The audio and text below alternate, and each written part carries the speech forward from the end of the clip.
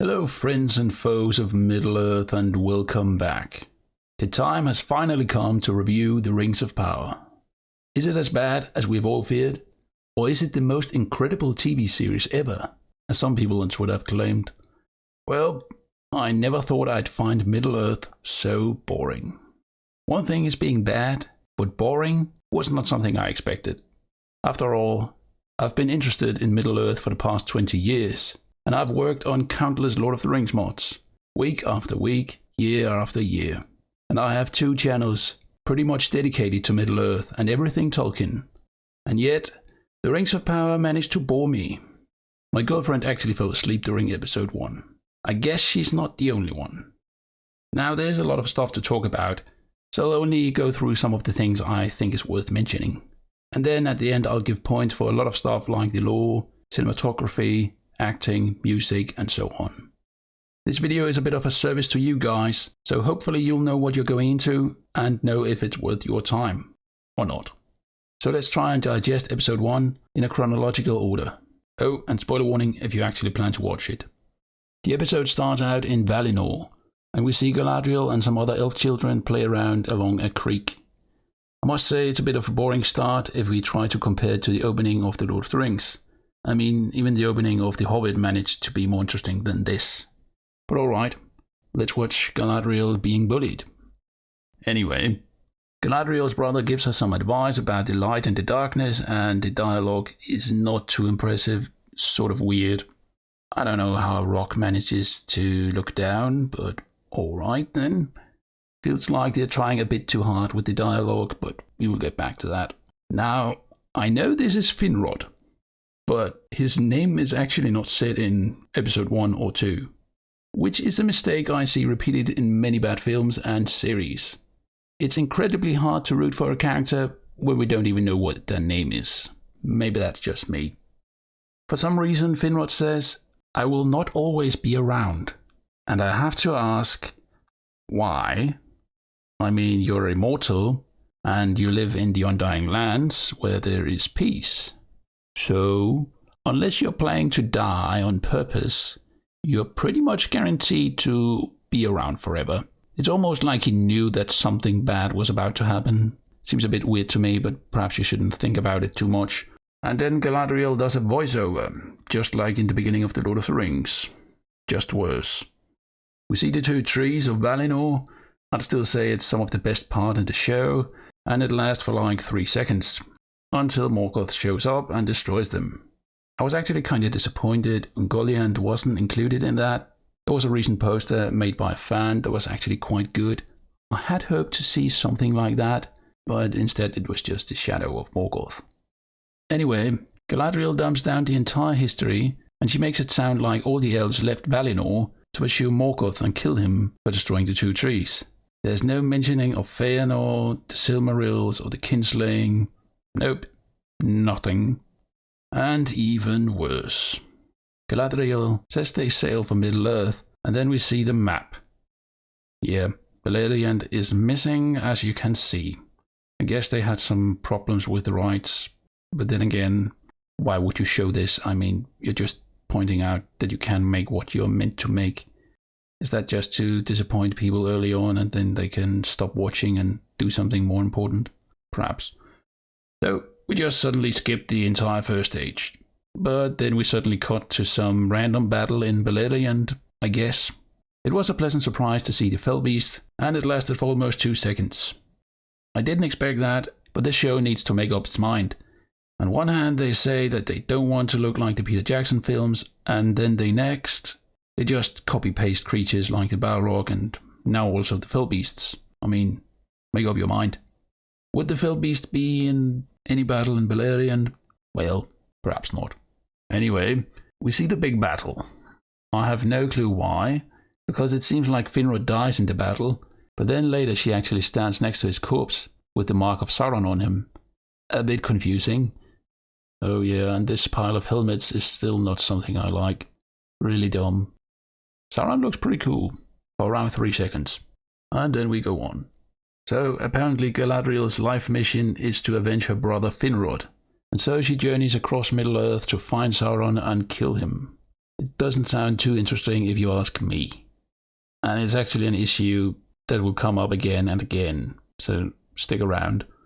Galadriel and a group of elves journey to Forodwaith in the far north, searching for the remnant armies of Morgoth, or something. Oh, and we finally have a name for Galadriel's friend, though it's never said in the show. His name is Thundir, but he's already gone before the episode is over. He looks slightly more like a hobbit than an elf if you ask me, but let's just forget him. Apparently he's not important. They finally find the fortress, and it's honestly just a bit of a boring scene. Nothing is at stake. We all know Galadriel won't die. So, when the ice troll suddenly spawns, it's just a hollow action scene. Oh, and please, let's not talk about the Galadriel catapult moment again. You can always watch the last video. We then meet the Harfoots. I've heard very mixed feelings about them. Personally, I don't like them. I have found them quite annoying and perhaps a bit too weird and childish. And then the ceremony with gil-galad. Apparently Galadriel and the other elves are rewarded by sailing into the west, which is just so super weird. I'm not even sure what else to say. It's just no. No, no, no, no, no, no. And to make matters worse, they celebrate with fireworks in the evening. I don't know about you, but it doesn't strike me as particularly elvish. It's very much a Gandalf thing. It's just weird and feels off. But I haven't actually heard anyone else mention it. And then Arondir in the Southlands, which is just Mordor before it was called that, apparently. There was some dialogue that had some political undertones, but not that interesting, honestly. I still have an issue with Arondir's haircut, though. How is he meant to get that hairline? Elvish barbershops? A question for the philosophers. Arondir is given some Elfarin seeds by Bronwyn. You might know the flower by its other name, Zimbelmune. I'm not sure what they will be used for, but I guess it's a setup, and perhaps he will heal someone getting wounded in one of the following episodes. I think that makes sense. Seems a bit odd overall that a bunch of elves are keeping watch in Mordor just because of the men in the area had ancestors that served under Morgoth. Sort of a weird plan by gil-galad. But I guess that's the easy way to show that Sauron will rise in Mordor in a later episode. Could be worse, but I don't find it very interesting. And now to one of the worst things. The evil cow. Yes, you heard me. So, Arondir is about to leave the Southlands with the other elves and wants to say farewell to his lover, but then some stranger shows up and wants Bronwyn to heal his sick cow. Yes, this is how the showrunners want us to know that evil has returned to this land. Arondir proceeds to milk the sick cow, as a sane person does, and black bile comes out of it. Thank you, evil cow. I now know there's evil nearby, so I better go out and look for it. Jesus Christ. That's just extremely bad and lazy storytelling if you ask me. Arondir didn't even do anything that could develop his character. That's the thing. Normally characters drive the plot forward, but here it's just the other way around.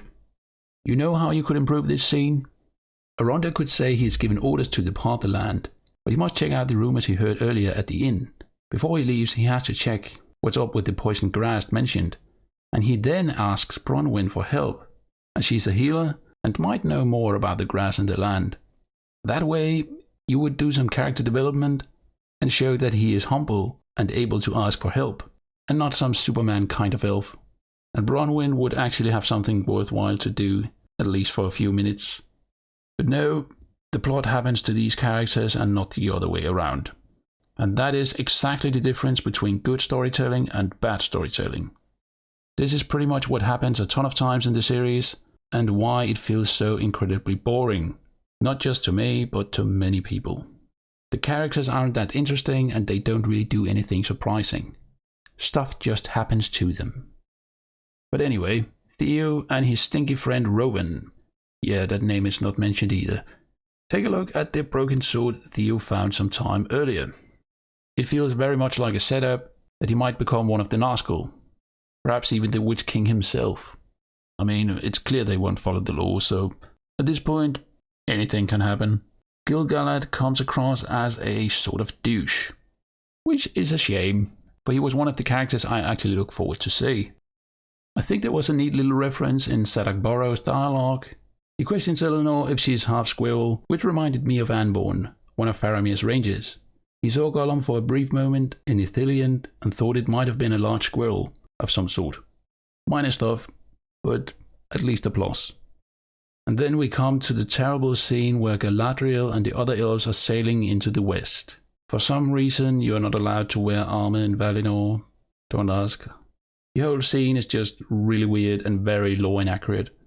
Let's not forget Ar-Pharazôn and his army actually landed in the Undying Lands with swords and all, and first then was slain. Anyway, Galadriel jumps ship, and it's probably the dumbest idea I've ever heard, but she's suddenly in the middle of Belagere. I mean, imagine if you jumped ship in the middle of the Atlantic. Do you think you could swim to France or the US? I highly doubt it. Yet, nothing is at stake again, because we all know Galadriel won't die. Apparently the Meteor Man's arrival made the tree and linden sick. I guess that's foreshadowing that he is not as good as we might think. I really find the route of the meteor quite confusing. I mean, first we see it in Linden, and then sort of the same angle, but this time in the Southlands, and then it just crashes down in Rovanian at the Harfoots. Doesn't really make sense to me, but maybe I'm just thinking too much about it. And the episode ends with the Meteor Man lying in the crater he just created. And that symbol looks somewhat like the Eye of Sauron, but I guess we will all be fooled. I really hope this is not meant to be Gandalf. That would be the worst. So I'll try and give some points for various parts in this episode. Keep in mind this only reflects my opinions and you are free to feel something different. Perhaps you think it deserved more points or less. Let's start with the overall story. 3 out of 10. I think the episode failed early on to establish a clear purpose of the entire story. It's pretty much just Galadriel having a personal vendetta, but still we spent 2/3 watching Harfoots and random humans in Mordor. I feel that non-Tolkien fans will have a hard time understanding where things are and what's going on. I would be surprised if this is the sort of story the average viewer would enjoy. To me it felt boring most of the times, and the pacing was just very slow, and at other times it felt a bit rushed. I think early on in the episode they should have spent some more time talking about Sauron and Morgoth, and give us an actual reason to see them as evil and as the enemy. I mean, of course we know they're evil, but for your average Joe, this Morgoth guy is just evil because he killed a huge tree and that's it. Oh, and he likes orcs. I feel it had good elements in it, but failed to reach out to new people, something that the opening of The Lord of the Rings do quite well if you ask me. And then the lore. 2 out of 10. Lore-wise, they totally butchered Tolkien's works in so many ways that it would take me hours to mention them all. I mean, for the first episode there were pretty much 3 storylines. One with Galadriel and Linden, and then there were the Harfoots and Arondir in the Southlands. So 2/3 are just non-canon characters in non-canon locations. Not very lore-friendly at all. Only 4 characters were actually created by Tolkien. Elrond, Galadriel, Gil-galad and Celebrimbor. And Celebrimbor was barely there. I mean, he showed up like at the end of the episode. And the 3 others all seemed rather different than their book counterparts. The reason it gets 2 is pretty much because of the 2 trees. There were a few other lore hints here and there, though most of it were minor stuff, but still enough for another point. Cinematography. I think the filming techniques and so forth was rather ordinary, nothing too daring or unique. Something I quite like about the Fellowship of the Ring. It had some weird shots, but also something new and interesting. The first episode of The Rings of Power though, well, nothing exceptional, but it wasn't completely awful. Visuals. 6 out of 10. Visuals cover both special effects and locations. I think there was a lot of CGI. A bit too much for my taste, but I guess that's how you make fantasy shows these days. I think overall a lot of it was alright. It did feel very gamey at times, and just made it look less like a real place you could actually visit. I think there were a few good props here and there, and some of the locations was alright as well. But overall, I think there were many things that could be improved. I think the visuals was some of the best things in the episode, but still, it takes a bit more to actually impress me. Dialogue. I bet you have heard a lot of people talk about the dialogue in the episodes. I felt it tried a bit too hard, and a bit too many times, and it just ended up being weird. For some reason, I couldn't help but feel it also affected the acting of the cast, but who knows. I think there were a few neat little references, but the bad stuff really dragged it all down, so I end with a 3. Acting. 5 out of 10.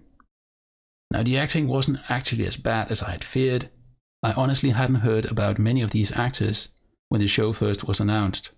I think Robert Aramayo as Elrond was alright, a bit too much with the wrinkles in the face. I can understand why many would dislike that when done so much. Morfydd Clark, bah. Her as Galadriel was just kinda annoying. I must admit there was something about Will Fletcher's acting that I really liked early in the episode. It's just too bad it was only for a few seconds again. I really hate his haircut though, but it's mainly his performance that drags up the score to a 5. Costumes. 3 out of 10. Now for costumes and the like, I mostly like the orcs. They looked a little better than I had expected based on the article we got. As many of you know, I'm not a fan of the costumes in this series. I think some of the armor looks off and kinda cheap at times, especially if we compare it to Peter Jackson's adaptations. And then there's Arondir's wooden armor. It just doesn't do it for me. I feel there was a lot of stuff that could have been better, so I have to end with a 3. Music and sounds. 7 out of 10.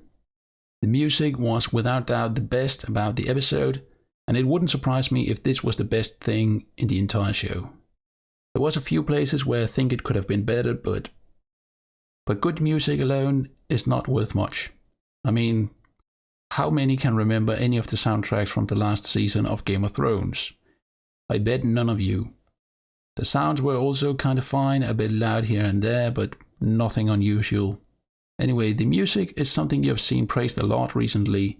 I think it was pretty good overall. I don't feel any of it impressed me too much, in a way so I would actually remember it afterwards, like I do with the soundtracks from The Lord of the Rings. Maybe it's because I haven't seen these episodes 100 times yet, but I feel there's something missing, so I end with a 7. For all those points, I think episode 1 deserves a 3.5 score out of 10. Let me know what you guys think, and feel free to share what you would give the first episode. I hope you liked this first review of episode 1. If you did like it, feel free to leave a like and subscribe. Also, if you want to learn more about the many lore inaccuracies in the Rings of Power, feel free to check out this playlist. Thank you all for watching, and farewell till next time.